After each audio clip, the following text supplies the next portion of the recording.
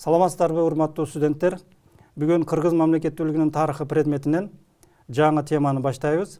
Теманын аталышы мамлекет түшүнүгү жана мамлекеттин келип чыгышы. Бүгүнкү темада, урматтуу студенттер, 3 маселени карайбыз. Биринчиси мамлекет түшүнүгү жана мамлекет түшүнүгү, экинчиси мамлекеттин келип чыгышы, адамдын, коомдун, жеке менчиктин, үй бүлөнүн жана мамлекеттин пайда болушу. Үчүнчү, алгачкы Кыргыз мамлекеттүүлүгү. Негизинен биринчи маселе боюнча баштай турган болсок, мамлекет бул араб тилинен которгондо өкүм сүрүү, бийлик деген маанини түшүндүрөт. Мамлекет бул дүйнө жүзүндө канчалаган элдер бар болсо, бардык элдер эңсеген, чоң трагедиялуу окуялар менен жетишкен улуу жетишкендик жана баалуулук болуп эсептелинет. Мамлекетке карата байыркы мезгилдерден баштап чоң философтор, улуу философтор, тарыхчылар ар түрдүү аныктамаларды берип келген. Бүгүнкү күнгө чейин мамлекетке карата ондогон, жүздөгөн аныктамалар айтылат. Алардын ичинен мисалы Аристотель жарандардын жыйындысы, мамлекет бул жарандардын жыйындысы деп атаган. Ал эми Томас Гоббс мамлекетти адамдардын эркин биригүүсү деп эсептеген.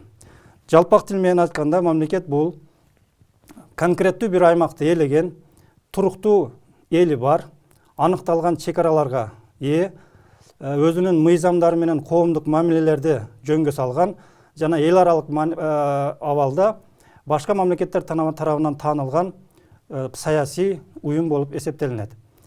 Эми мамлекеттин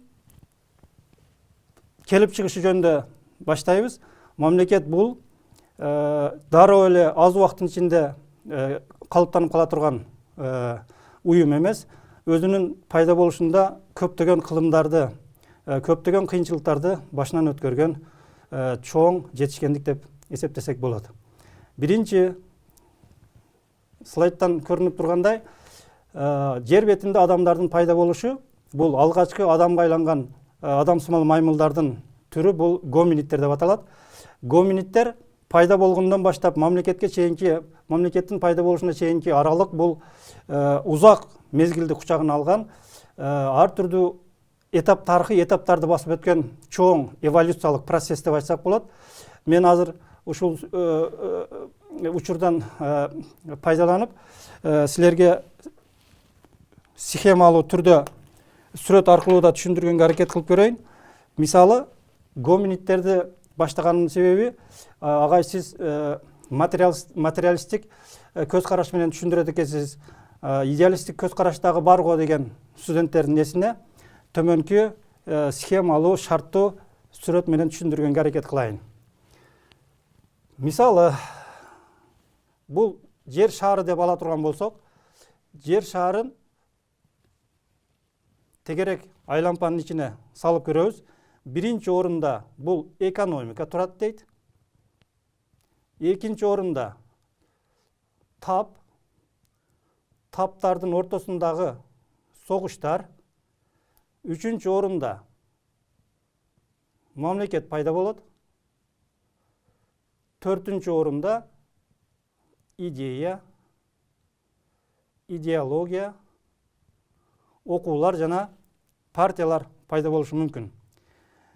Биринчи багытыбыз оңдон солго карай кетмекчи. Бул тарыхты материалистче түшүнүү деп аталат. Булардын ою боюнча, алгачкы гоминидтер адамга айлануу процесси ушул жерде башталган. Экономиканын ичинде пайда болгон. Эгер экономикадан сырткары адамзат өнүгүп, кийинки этаптарды басып өтүп, бүгүнкү күнгө чейин жетмек эмес деп эсептешет. Бир сөз менен айтканда, булардын ою боюнча, адамзаттын пайда болуп бүгүнкү күнгө чейинки жетүүсүндө экономиканын негизги ролду ойнойт деп эсептешет. Анан экономикадан кийин таптардын ортосундагы согуштар, анан мамлекет, анан бүгүнкү күнгө келип идеология өнүгүп, анан силер биринчи орунга идеологияны коюп алганыңар бул туура эмес деп айтышат. Экинчи багытыбыз бул мындай багытта кетет дагы, бул тарыхты идеалистче түшүнүү деп аталат дагы. Булардын ою боюнча биринчи орунда бул графа турат, экинчи орунда бул графа, үчүнчү орунда, анан акыркысында төртүнчү орунда экономика турат деп айтышат. Булардын ою боюнча эң биринчи эч кимге баш ийбеген күчтүү идея, сыйкырдуу күч турган бул Кудай деп айтышат. Кудай кайсыл мамлекетте, кайсыл жерде кандай мамлекеттерди пайда кылгандыгындагы Кудайдын чечими деп эсептешет. Андан кийин кайсы мамлекетте кимдин жашап калышын, кайсы эзүүчү таптын же эзилүүчү таптын өкүлү болуп калышын дагы Кудай чечет дейт. Анан бүгүнкү күнгө келип экономиканы жолго коюп алып туруп, биринчи орунга экономиканы коюп алганыңар бул кандайча түшүнсө болот деген маани түшүндүрөт. Эмнени айтмакчымын? Бул менен мен урматтуу студенттер, кааласаңыздар тарыхты материалистче түшүнүүнү колдосоңуздар болот. Кааласаңыздар дүйнөнү, тарыхты идеалистче түшүнүүнү колдосоңуздар болот. Мен эч кимиңиздерге таңуулабайм, бул сиздердин эркиңиздер. Эми гоминидтер пайда болгондон кийин жерлерде гоминидтер пайда болуп жалгыз жашоо эч ким жашай албаганын жакшы билесиздер. Анан булар мындай үйүрлөргө биригишкен. Бир үйүрдө 10-дон 100ге чейинки сандагы адамдардын жашагандыгы аныкталган. Анан ушул үйүр жөнүндө айтып коюшубуз керек. Алгачкы адамзаттын өнүгүшүндө үйүр негизги ролду ойногон. Себеби жалгыз адам өнүгүүгө тез бара албайт. Адамдардын тез темп менен акыл эсинин, ой жүгүртүүсүнүн, тил өрчүгөнүнүн баардыгынын себепкери ушул үйүр болгон да. Анан ушул жерде бир нерсе, бул үйүрдө матриархат үстөмдүк кылган. Матриархат деген бул энелердин үстөмдүк кылышы коомдо. Анан экинчиси, эмне себептен энелер үстөмдүк кылып калган деген суроо туулушу мүмкүн. Себеби жаңы төрөлгөн бала үйүрдө бир гана адамды тааныган, энесин гана тааныган, аталарын тааныган эмес. Башкача айтканда, аталардын ролун түшүнгөн эмес. Ошондуктан энелердин айткан деген болуп энелер үстөмдүк кылып калган.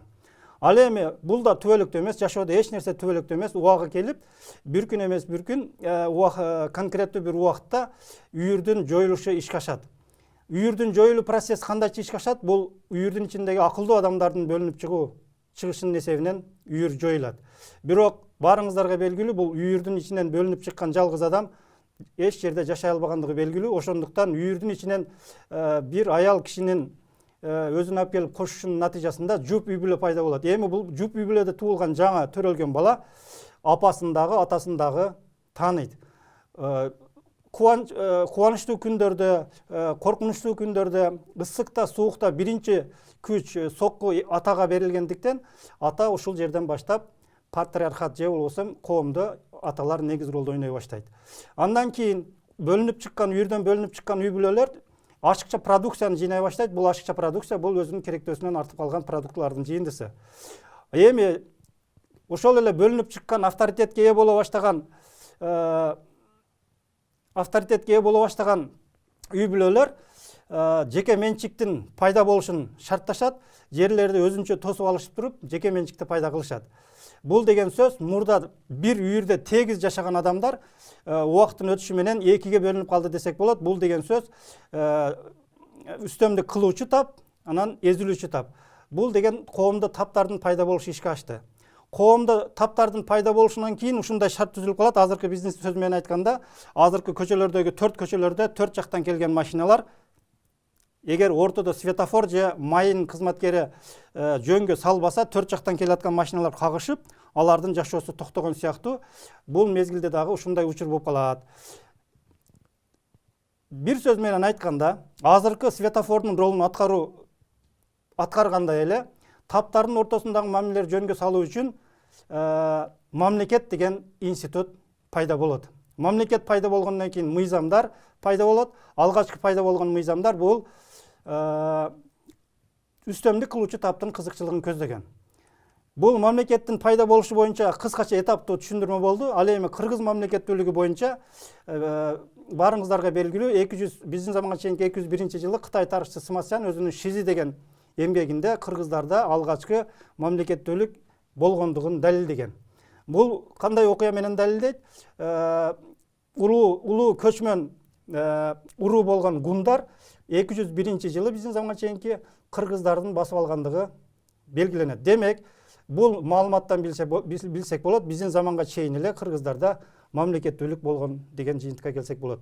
Жыйынтыктап айтканда, мамлекет деген бул ыйык, бийик жетишкендик, улуу баалуулук болуп эсептелинет.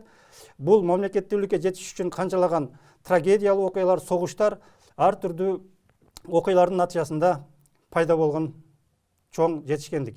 Ошондуктан бүгүнкү күндө кыргыз мамлекеттүүлүгүнүн азыркы деңгээлге жетиши дагы оңойлукча ишке ашкан жок.